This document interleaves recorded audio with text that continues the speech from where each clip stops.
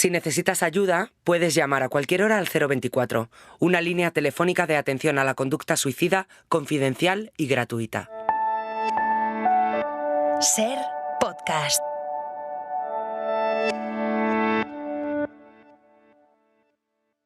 No sé si alguna vez algún desconocido te ha contado algo que llevase guardando 14 años porque no se atrevía a contarlo a su propia familia. No sé si alguien te ha dicho alguna vez a la cara que no descarta en absoluto la idea de matarse. Ambas cosas me han pasado en los últimos meses y me gustaría contártelo.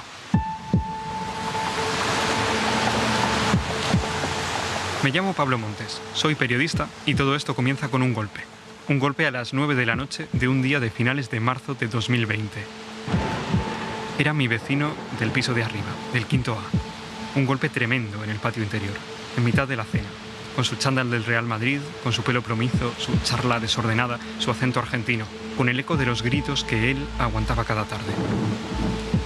En mitad de una tormenta de lluvia intensa y relámpagos constantes, su muerte conmovió momentáneamente a unos vecinos que habíamos hecho oídos sordos durante demasiado tiempo. Aquella noche no dormí. Intentaba tratar de entender qué podía pasar por la cabeza de una persona que decide acabar con su vida, el sufrimiento que debía de haber padecido hasta llegar a ese punto. De ese punto arranca todo lo que vamos a contar. Quizá no se lo crean, pero en este podcast sobre suicidio vamos a hablar sobre todo de vida. Sobrevivir. Un documental de Ser Podcast. Hablar de la vida que no siempre lo pone fácil. Enfermedades, adicciones, problemas económicos, soledad, falta de expectativas. En el caso de mi vecino, recuerdo los insultos que cada tarde le lanzaba su pareja y resonaban en el patio del edificio. Alguna vez propuse a mis compañeros de piso llamar a la policía. Entonces ellos me dijeron aquello de que no me metiese en eso, que era normal. Hacer oídos sordos resulta más sencillo, claro. Luego es la culpa la que te recuerda que quizá podías haber hecho algo. No puedo saber si aquella fue la causa, no dejaría de ser una especulación. De lo que sí estoy seguro es de que aquel hombre estaba atravesando una situación desesperada. Y, como mi vecino, mucha gente vive en situaciones desesperadas, en túneles sin final. Como en aquella ocasión, sigue habiendo mucha gente que se calla y mucha gente sola que sufre en silencio. Episodio 1. El origen. El caso de mi vecino, aquel golpe, la culpa, acabaron revolviendo algo dentro de mí. El silencio, el recelo a hablar del tema abiertamente, me resultaba chocante. En ese momento, pensé que había que contarlo. Me prometí, de hecho, que algún día lo contaría. Así que aquel fue el germen, la idea que quedó dormida. Se despertó meses después, un día de verano, y ¿para qué les voy a engañar?, tumbado en una hamaca junto a la piscina. En ese contexto, haciendo un repaso por los periódicos y las redes sociales, descubrí la historia de Ángela. Esto es un mensaje programado. No dejéis de luchar por una sanidad accesible a todos. Ángela tenía 25 años, vivía en Álava y estudiaba farmacia. Utilizaba Twitter para desahogarse habitualmente. Perdí la ilusión por la vida cuando al pedir ayuda no se me escuchaba. Llevaba unos días anunciando a través de la red social que estaba tomando medicamentos mezclados con ginebra para poder descansar. Finalmente se quitó la vida. No ha sido impulsivo, no he avisado a nadie a conciencia. Me ha matado la familia disfuncional, los servicios sociales, el fiscal de menores y, sobre todo, el trato degradante y horrible en salud mental. Se supo después porque Solo había quiero dejado descansar. una serie de mensajes programados que se hicieron virales. Gracias a todos los que me han leído, comentado o dado fab. Me habéis hecho los ratos mejores. Yo, que no tengo familia ni casi amigos. Hasta entonces no había tenido casi ninguna repercusión. Sin embargo, su muerte, contada por ella misma, se difundió con una rapidez pasmosa. En su perfil se quejaba habitualmente de la falta de atención para la depresión que padecía. Paradójicamente, cuando más atención recibió fue cuando ya no se podía hacer nada. Para despedirse, eligió Other Side, de Red Hot Chili Peppers.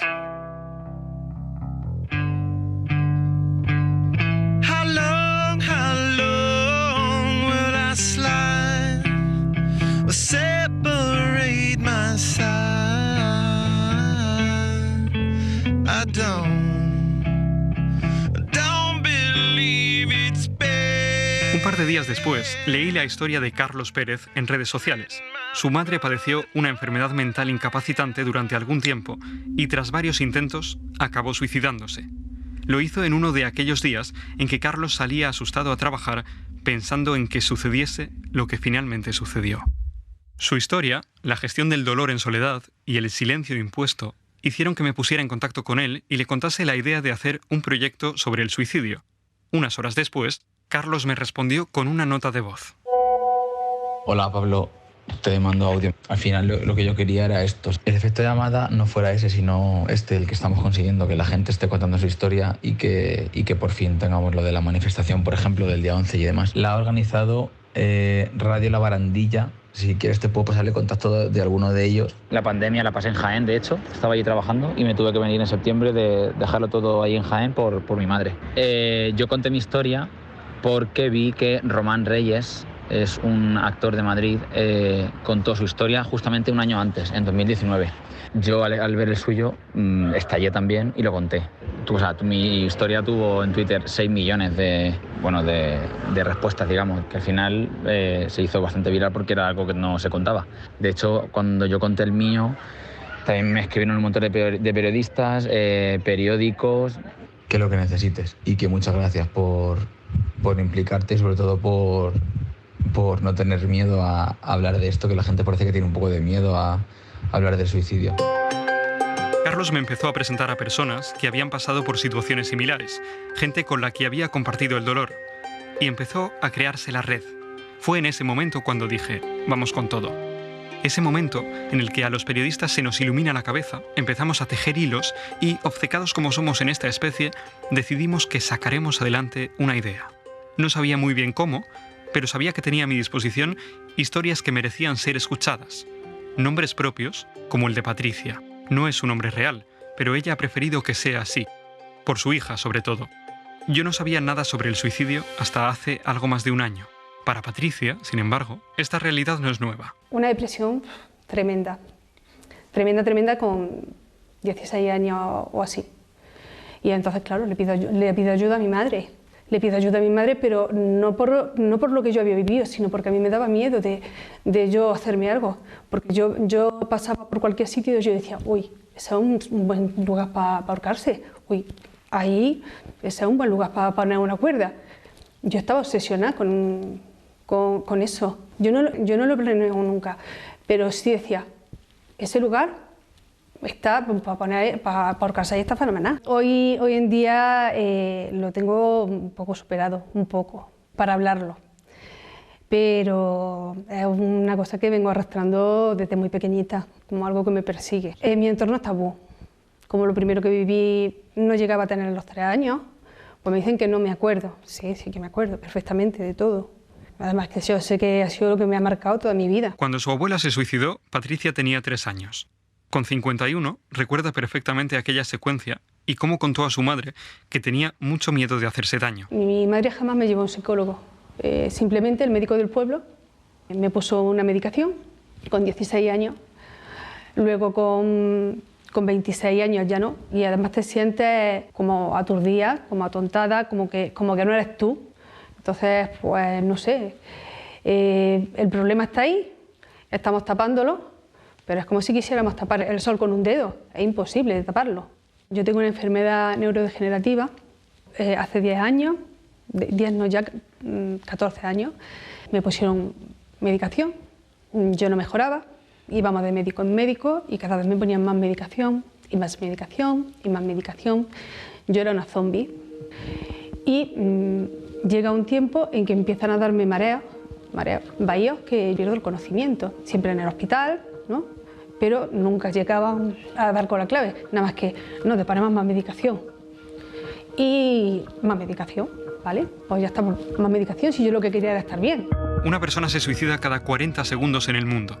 En España, los suicidios se incrementaron un 17% en el año 2020, llegando a los 3.941. Fue un récord que se ha visto superado en 2021, que ha rebasado las 4.000 muertes por suicidio, 4.003 concretamente. Esto significa que cada día mueren por esta causa 11 personas en nuestro país. Son cifras que multiplican por 14 el número de homicidios o por 2,7 el número de accidentes de tráfico. Desde el año 2020, el suicidio es la primera causa de muerte no natural en el país y la segunda causa de muerte en jóvenes de entre 15 y 29 años. Y lo peor es que no vamos a mejor. Las previsiones indican que la cifra seguirá aumentando. Cada uno de esos números son historias personales, como la de la hija de Patricia. Pues mi hija empieza a salir con un chico, a nosotros no nos gusta para nada, tampoco sabemos la relación que hay, pero bueno, con 12 años, si te impones, más conciencia toma ella de que lo quiere. Y llega un momento en que yo me entero de que hay maltrato físico.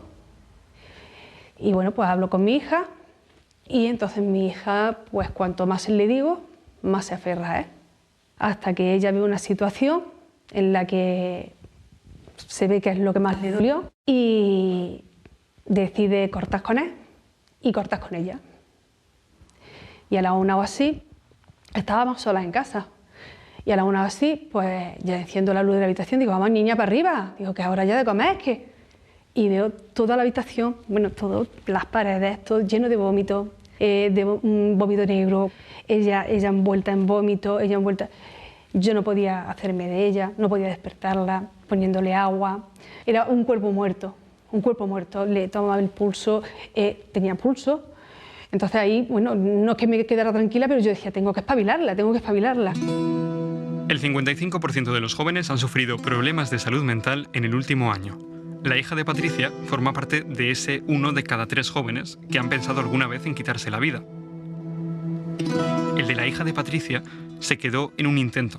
¿Sabéis cuántas personas lo intentan en España en un solo día? Estamos hablando de 70.000 intentos de suicidio al año en España, de los cuales más de 20.000 tienen consecuencias graves, secuelas graves. Debajo de las personas que intentan el suicidio hay personas que están planificando el suicidio con la carga de sufrimiento que esto tiene también para una persona, pero también en una población en la que nos vemos reflejados más del 50% de la población general, no de la población clínica, que tiene deseos de muerte o que no encuentran una razón para seguir viviendo. 70.000 intentos significa que más de 190 personas tratan de quitarse la vida cada día. De ellas, 20.000 padecen lesiones irreversibles. La voz que has escuchado pertenece al responsable de la Unidad de Prevención y Tratamiento de Personas con Conducta Suicida del Hospital Costa del Sol. Se llama Miguel Guerrero y se le ilumina la mirada cuando asegura que en su consulta se habla sobre todo de vida. Si hablamos de números, hay que tener también en cuenta que no son pocas las muertes por suicidio que se acaban certificando como accidente. El que habla ahora es el presidente de la Asociación Papageno para la Prevención del Suicidio. Es Daniel Jesús Rodríguez. Todos los profesionales estamos de acuerdo en que hay un número de accidentes que enmascaran suicidio, ¿no? Por ejemplo, sobredosis, accidentes de tráfico. Dicen los expertos que hasta la mitad de la población llegará a plantearse en algún momento de forma seria quitarse la vida.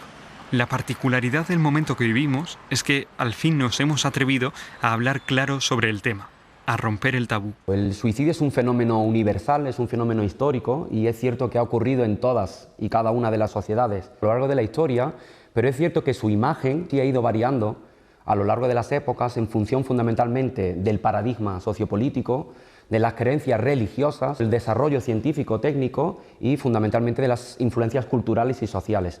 Entonces es cierto que en las primeras civilizaciones humanas no había ningún tipo de reprobación moral, ni ética, ni estigmatizaban el suicidio, y esto era fundamentalmente por el concepto de muerte que manejaban las culturas orientales. Me refiero fundamentalmente a Egipto, a Mesopotamia, Asia Menor. La muerte no era un final, la muerte era un cambio de una dimensión a otra. Por tanto, adelantar la muerte de manera voluntaria no suponía ningún tipo de impiedad. En nuestra cultura existe un tabú importante. La madre de Patricia nunca habló del tema con ella, a pesar de que había marcado su vida. ¿Qué hizo ella con su hija? Pasó un tiempo, sí, hablé con él.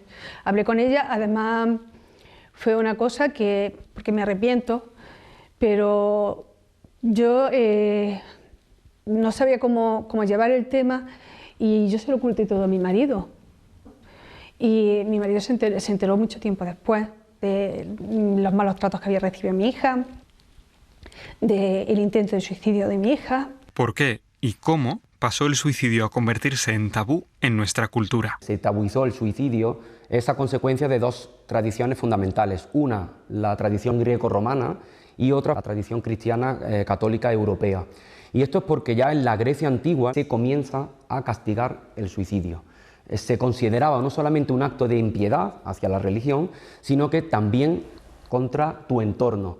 Y esto comenzó a castigarse de una manera visible. Incluso los griegos cortaban la mano derecha a las personas suicidas para dejarlas identificadas y se excluían de la sociedad, se marcaban. Y esto obligó a que las personas que se podían ver involucradas en el suicidio ocultaran, encubrieran y silenciaran el suicidio para evitar esa ignominia. Y esto ha venido hasta nuestros tiempos, no solamente a las personas que se ven involucradas en el suicidio, sino a sus familiares. Todo esto, claro, ha llegado de alguna manera a nuestra sociedad actual. Por poner solo 2 ejemplos, la asistencia al suicidio de otra persona sigue siendo un delito hoy por hoy, y existen seguros de vida que quedan totalmente invalidados en caso de suicidio. Durante mucho tiempo los libros de estilo de los medios de comunicación instaban a evitar el tema por miedo a lo que se ha denominado efecto llamada. La realidad y el consenso científico actual es que hablar de suicidio no incita a cometerlo, sino a todo lo contrario. El aumento se podría producir, esto podría pasar cuando se suicida un referente o cuando se romantiza el suicidio. La Iglesia, que ha tenido y que aún tiene, de hecho, un peso importante en nuestra sociedad, también ha contribuido a ese silencio. La gente muy mayor venimos de un país católico. No soy nada anticatólico, pero venimos de un país católico donde hasta el 58, 1960, si alguien se suicidaba no lo enterraban en Camposanto. Con lo cual eso es un detalle muy importante, ¿no? Se criminalizaba al pobre que se había suicidado y a la familia, imagínate, ¿no? Qué dolor. Es José Manuel Dolader, director de la asociación La Barandilla, que creó y que gestiona un teléfono de atención al suicidio. Entonces venimos de esa teoría y después hasta que la Organización Mundial de la Salud en el año 2010, en el año 2014, no dejó claro que había que hablar de la prevención del suicidio, los propios medios de comunicación. Tú esto hace 10 años no lo podrías hacer, porque hay mucha gente que no se atrevería a hablar y luego después iba a decir, ¿y quién me va a ayudar a desarrollar este proyecto? ¿No? Si los medios van a hablar. Cambio total, pero muchos, o sea, las personas mayores ven, y yo perdón, que eres muy joven, pero hablar del suicidio es como hablar del SIDA hace 35 años. Las personas que se estaban muriendo de SIDA querían que se investigara, querían que se les ayudara. Estamos exactamente como hace 35 años. Este podcast no hubiese sido posible hace 10 años. Ahora sí. El silencio se ha empezado a resquebrajar en la sociedad en los últimos 2 años. Hemos vivido un cambio impresionante, motivado en parte por las consecuencias de la pandemia. Estábamos muy tocados, pero llegó la gota que colmó el vaso, y algunos se atrevieron a gritar.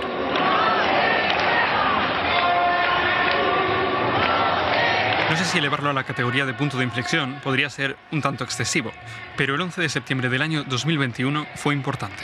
Aquel día, miles de personas salieron a la calle para gritar por primera vez aquello a lo que durante tanto tiempo había costado ponerle palabras. Se empezó a movilizar algo que hasta entonces no se había visto. No, era muy difícil que en medios de comunicación se hablara de suicidios, era muy difícil que se hablara de salud mental, no estaba en la agenda política y en muy poco tiempo vimos cómo eso empezaba a cambiar. María forma parte del equipo de la plataforma Change.org y se ha involucrado en la recogida de firmas. Ha visto cómo en solo unos años ha cambiado la disposición de la gente a hablar de este tema. En primer lugar, la actualización de la Estrategia Nacional de Salud Mental. Para entonces se había empezado a hablar de salud mental en el Parlamento. Hay que doblar el número de psicólogos en la salud pública porque que alguien te acompañe o te eche una mano cuando estás solo o lo estás pasando fatal no puede ser un lujo para el que se lo puede pagar. Muchas gracias, señor Errejón. Señorías, por favor. O gimnastas de primer nivel, como Simone Biles, se habían retirado de la competición. It's been really stressful this Olympic Games. I think just as a whole, not having an audience, there are a lot of different. Porque cuidar de la cabeza es tan importante como cuidar del tiempo. Aquella manifestación congregó a miles de personas reconociendo algo muy complicado, que somos vulnerables. Los lemas y las pancartas hablaban de cifras de muertes, de tabú, de estigma, de culpa, de vergüenza, de falta de políticas necesarias, de abuso de psicofármacos. Psicofármacos como los que llegó a utilizar la propia Patricia. Me levanto un día, no había nadie en casa, solamente la pequeña, y la mando a hacerme unos recados, sin llave, sin nada, para que después no pudiera entrar. Y me siento en el sofá, la mesa del salón, saco toda la medicación que hay en casa, toda. Y se me ocurre, no sé, inconscientemente, coger y llamar a una amiga que tiene una tienda, y le digo, necesito que para mañana o pasado me traigas una compra de detergentes, de suavizantes, de no sé qué, de no sé cuánto. Necesito preparar mi casa. Se ve que le encargué cantidades muy grandes, ¿no? Entonces eso fue lo que a ella le chocó, que le encargara, pues no sé, a lo mejor 10 botes de suavizante, cantidades muy grandes. Y entonces fue a mi casa, no pudo abrir, se negoció una llave, abrió y me encontró que estaba tomándome las pastillas. Me salvó la vida ella. Tengo que reconocer que al principio, cuando empecé a levantar teléfonos, tenía un poco de, no sé si es la palabra exacta, pero algo parecido al miedo. ¿Quién soy yo para hurgar en determinadas heridas?, pensé. No sabía si podía llegar a molestar que les propusiera hablar y recordar. No hay nada que me moleste por el simple hecho de que yo ahora mismo estoy súper concienciada con este tema y no tengo ningún tipo de problema en decir que mi hermano se suicidó. Cuando tú, como superviviente, hablas de ello de una manera tan abierta y tan directa, hay gente que se pone un poco tensa. Y esto es, lógicamente, por el tema del tabú.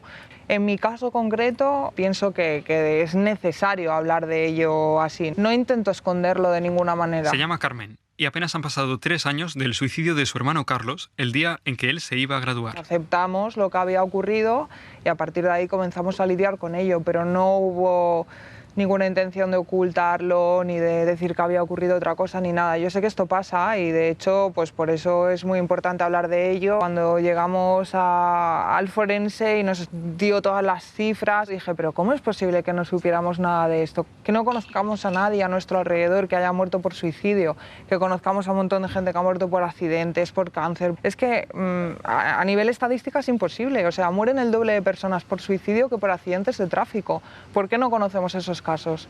Porque la gente no lo dice, y si no se dice, pues no se puede prevenir. O sea, no es una cuestión de ocultarlo, es una cuestión de hablar de ello con la seriedad que requiere y con propiedad, ¿no? Y él es Rubén. El primero fue él, después pasó mi tío, y no pasó ni medio año mi primo. Después ya hemos descansado, como digo yo, unos años, y hace más o menos 3 años mi tío. Yo al principio, hasta más o menos hace 2 años y medio, igual 3, unas veces era un accidente de tráfico, otras veces un accidente doméstico, hasta que entré en contacto con la asociación La Barandilla, y así hablando con ellos me di cuenta un poco de, a ver, ¿qué problema hay? La vida hay que aceptarla como viene, ¿no? Aún hay ambientes en los que le cuesta más hablar sobre lo sucedido. Yo en casa lo hablo abiertamente, pero con mis hijas me cuesta. Es más, no se han enterado de cómo ha sido hasta que se hizo el maratón de los premios Te lo mereces que hacía La Barandilla, que me daban a mí uno de los premios. Ellas no se enteraron, no me atrevía. Tú piensas, yo lo hablo abiertamente, pero igual ellos no quieren hablarlo. Yo lo voy haciendo, las cosas que voy haciendo ahora, pero sí que a veces siento, ¿qué opinarán, no? Entender que cualquier persona en un momento dado de su vida puede llegar a plantearse el suicidio como opción ayuda a comprender nuestra propia vulnerabilidad, ayuda a empatizar sin ser condescendientes. A lo largo de 9 meses de trabajo, varias decenas de personas han dado un paso para contar lo que nunca desearían haber vivido. Porque no quiero quiero ayudar a la gente a que no sufra lo que yo sufrí o lo que estoy sufriendo. Que si tú en un momento te ves un poco de apurada, pues que pidas ayuda como yo pedí la primera vez a mi madre. Mi madre no supo ofrecerme la ayuda con el trauma que ella tenía de su madre, tampoco tenía recursos. Que la solución no es esa, que hay montones de soluciones. Hay médicos, hay terapias, hay documentales, hay libros. Si yo puedo poner un granito de arena simplemente para salvar a una persona, yo creo que merece la pena.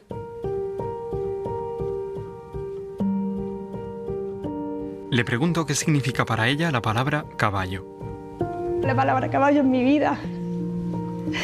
La palabra caballo es mi vida.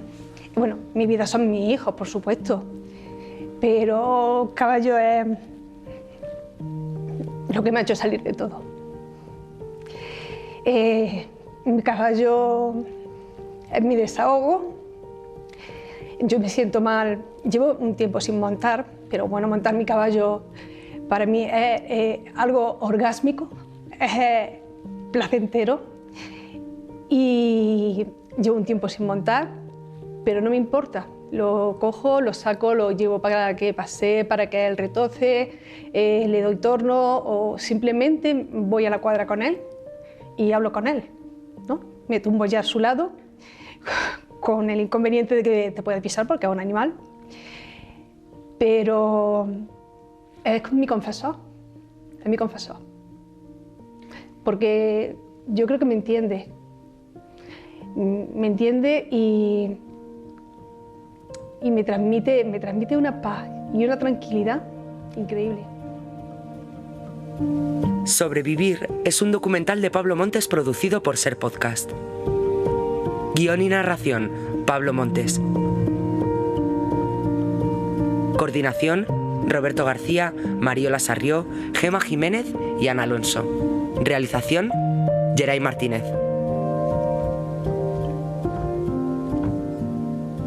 Si necesitas ayuda, recuerda, puedes llamar a cualquier hora al 024, una línea telefónica de atención a la conducta suicida, confidencial y gratuita. Cadena Ser. La radio.